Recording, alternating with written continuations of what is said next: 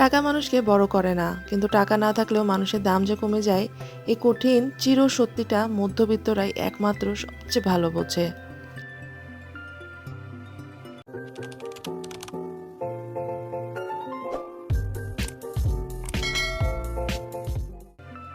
জীবনে টাকা পয়সার মূল্য যে কতটা গভীর সেটা আসলে বুঝতে হয় প্রয়োজনের মুহূর্তেই।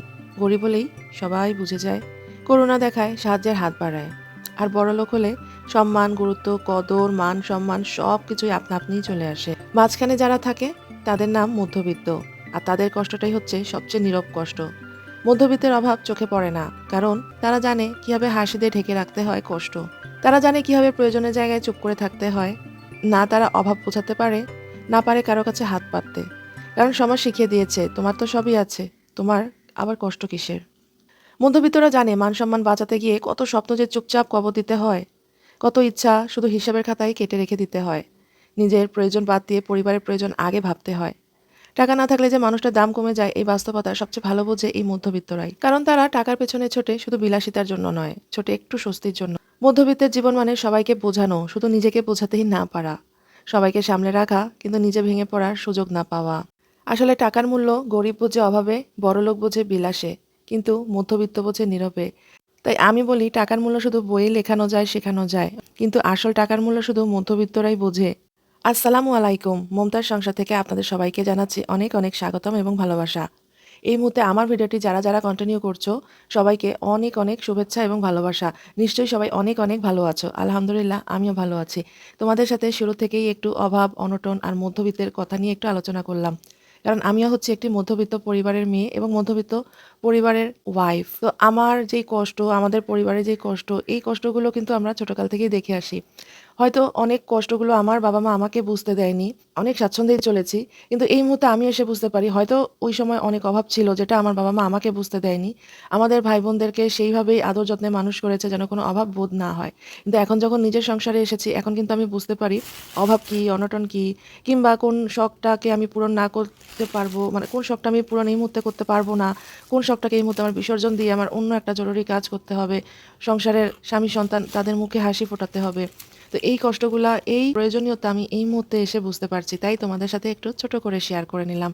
কারণ আমি জানি আমার এই কষ্টটা বা আমার এই যে ফিলিংসটা এটা বেশিরভাগ সংসারের আপুদেরই কিন্তু বা ভাইয়াদেরই কিন্তু আ মানে ফেস করে থাকে। আর এই তো দেখলেন আমি নারিকেল ২ টা দেখালাম। এটা আমাকে একজন ভালোবেসে দিয়েছেন।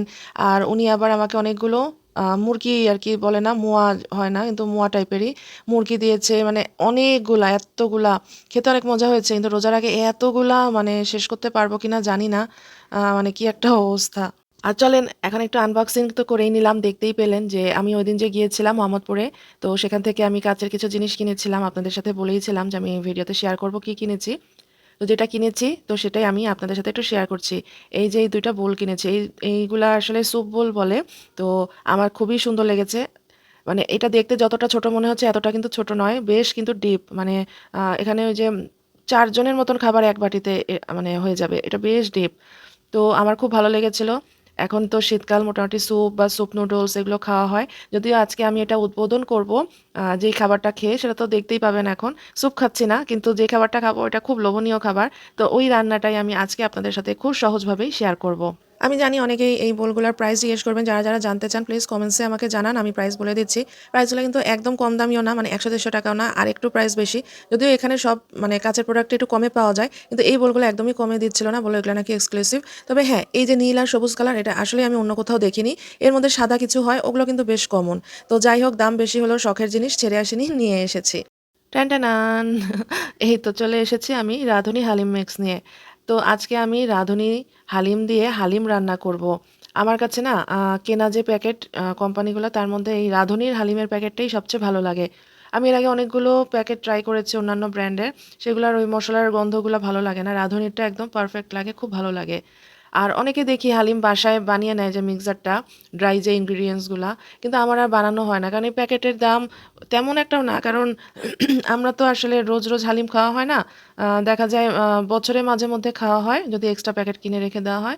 আর শীতকালে মাঝে মধ্যে খুব রেয়ার ১-২ বার। আর রোজার দিনেই খাওয়া হয়। আর রোজার দিনেও কিন্তু রেগুলার খাওয়া হয় না। ওই দেখা যায় যদি ২-৩টা প্যাকেটও কিনে রেখে দিই হয়তো ম্যাক্সিমাম ২ বার রান্না করা হয়।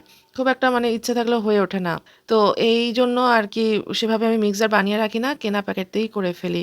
আর যেই পরিমাণ হয় সেটা দিয়ে কিন্তু বেশ মানে ভালো পরিমাণেই হয়। তো আমি হালিমে যে মাংসটা ইউজ করছি, রান্না মাংসটা, এটা আমি এর আগের দিন রান্না করে রেখেছিলাম।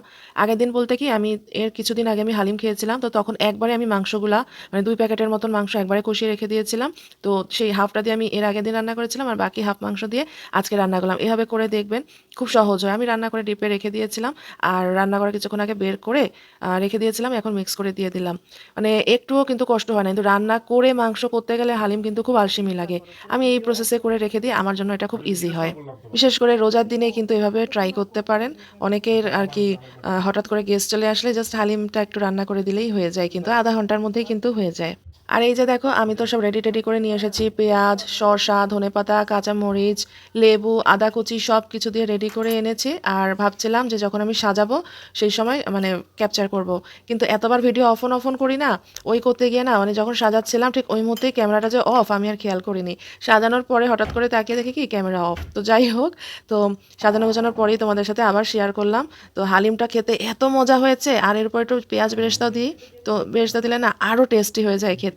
তো এই বাটিগুলো মানে এই বোলগুলো আমি হালিম দিয়েই উদ্বোধন করলাম। তো খুব মজা লেগেছে আলহামদুলিল্লাহ। তো জানি না আমার ভিডিওটা এখন পর্যন্ত কারা কন্টিনিউ করছো। প্লিজ নতুন বন্ধুরা চ্যানেলটিকে সাবস্ক্রাইব করে দিও। আর ইতিমধ্যে যারা আমার বন্ধু হয়ে আছো প্লিজ আমার ভিডিওতে একটু লাইক দিয়ে দিও। অনেকেই কমেন্টস করো কিন্তু লাইকের পরিমাণ এত কম কেন আমি জানি না। তো প্লিজ একটু লাইক দিয়ে দিও সবাই। তো আমি আজকে এখানে হালিম খেতে তোমাদের সাথে বিদায় নিয়ে নিচ্ছি। অনেক ভালো থাকবে। আমার নেক্সট ভিডিও দেখার আমন্ত্রণ জানাচ্ছি। আল্লাহ হাফেজ।